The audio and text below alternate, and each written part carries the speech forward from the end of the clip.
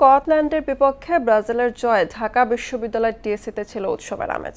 শক্তিশালী রক্ষণভাগের সঙ্গে আক্রমণাত্মক খেলার পুরনো ছন্দে খুশি ভক্তরা।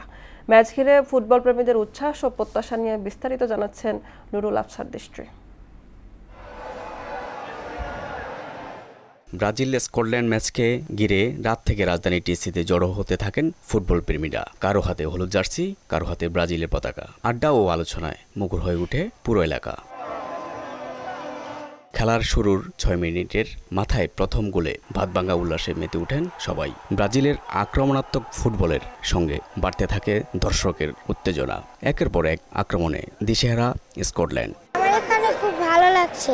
নেইমার আছে, খুব আশাবাদী নিয়ে আসছি, ইনশাআল্লাহ ৪-২০ গোল হবেই হবে। ব্রাজিল শুধু একটা দল না, এটা মানুষের আবেগ ও অনুভূতির নাম। দলটির খেলায় পুরনো নান্দনিকতা ফিরে পেয়ে মুগ্ধ ফ্যানেরা। ছোটবেলা থেকে আব্বু জার্সি পরাই দিছে, এই জন্য এখনো ব্রাজিল সাপোর্টার। খেলা যত এগিয়েছে ততই বেড়েছে দর্শকদের উন্মাদনা। কেউ মোবাইলে লাইভ করছেন, কেউ আবার বন্ধুদের সঙ্গে উদযাপন মেতেছেন। ৩ জন মিল্লা ৩টা কাপ নিছে, আর আমার দাদা একজনই অর্জন করে গেছে ৩টা। ব্রাজিলের সাপোর্ট করি, ব্রাজিলের নান্দনিক ফুটবল দেখে। প্রথমার্ধের অতিরিক্ত সময়ে দ্বিতীয় গোলের পর শুরু হয় স্লোগান। শুরু থেকে আত্মবিশ্বাসী ছিলেন ভক্তরা।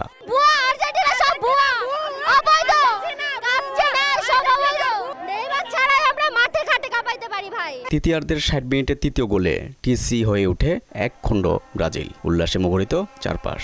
ব্রাজিলের যে প্লেয়ার, যুগে যুগে যে প্লেয়ারগুলো তৈরি হয়েছে, এদের মতন খেলা অন্য অন্য দলে পাই নাই। খেলা তো একবার না, সবাই এনজয় করব, আর কোনো কথা নেই। স্কটল্যান্ডের বিপক্ষে ৩-০ গোলের জয়ে নিজেদের শক্তির জানান দিল ব্রাজিল। আর ভালোবাসার বাসা এক হয়ে তা মিশে গেছে দেশের নানা প্রান্তে।